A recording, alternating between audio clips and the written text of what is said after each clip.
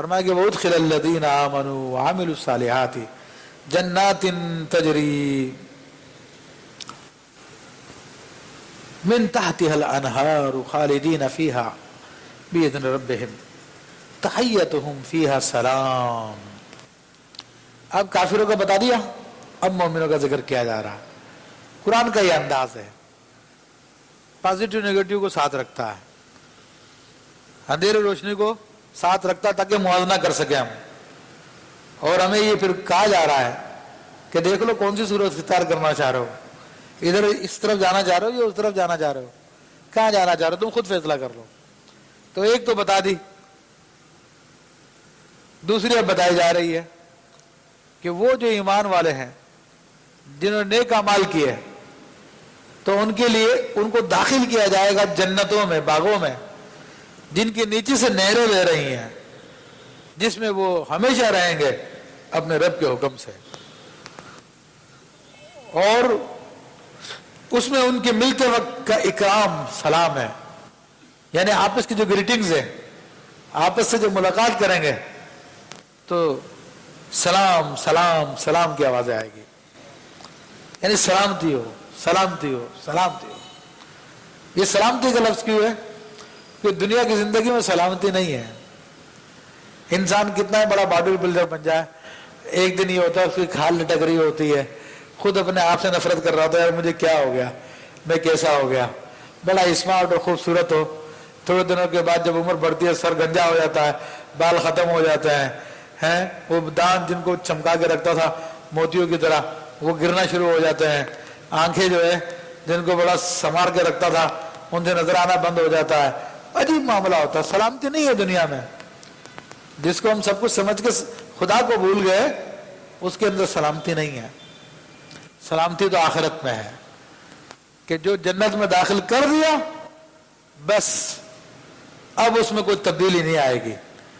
جو نعمت اللہ نے عطا فرما دی ہے تو وہ کبھی کم نہیں ہوگی بلکہ بڑھتی چلی جائیں گی. تو وہ سلامتی کی جگہ ہے، وہ سلامتی کا گھر ہے.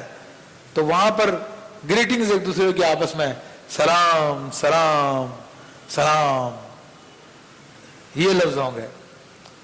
اب وہ لوگ کیا کریں گے جو tata good bye good evening good morning اس کو ترجیح دیتے ہیں، تو ان کے لیے پھر کوئی اور ہی جگہ ہوگی.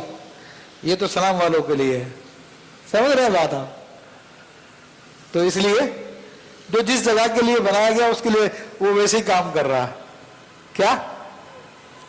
جو جس جگہ کے لیے تیار کیا گیا وہ دنیا میں وہی کام کر رہا ہوتا. تو جس کو جنت کے لیے بنایا گیا اللہ نیکیوں کی توفیق ملتی ہے، نیکیوں میں لگا ہوا ہے. اور جس کو جہنم کے لیے بنایا گیا دنیا میں اسی کاموں میں لگا ہوا ہے. ظاہر میں کلمہ پڑھ رہے ہوتے ہیں، سب کچھ کر رہے ہوتے ہیں، لیکن کام ان کے کرتوت ان کے وہ ہوتے ہیں جو جہنمیوں والے ہوتے ہیں. بس موت کے وقت چھانٹی ہو جائے گی، قیامت کے دن چھانٹی ہو جائے گی کہ تھا مسلمانوں میں مگر تم مسلمان نہیں تھا، تیرا ٹھکانہ کہیں اور ہے.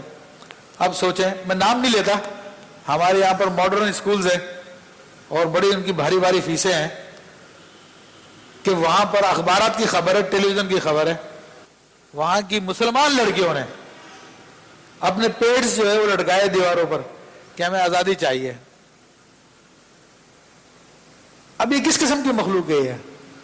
یہ کیا چاہتی ہے؟ کہاں کے لیے بنی ہے؟ آپ اندازہ کر لیجئے. تو اس قسم کے اسکول یہ جہنم کا راستہ ہے جو آپ کو دین سے دور کر کے ادھر کر لے کے جا رہے ہیں. اور ہمارے یہاں پر جو یہ پرائیویٹ اسکولوں کے اندر جو نصاب لگے ہوئے ہیں تو اس میں باقاعدہ ختم نبوت کو ختم کیا جا رہا، رسول اللہ صلی اللہ علیہ وسلم کی محبت کی باتیں نکال دی گئی ہیں، سوشل میڈیا کے اوپر یہ نیوز چل رہی ہیں.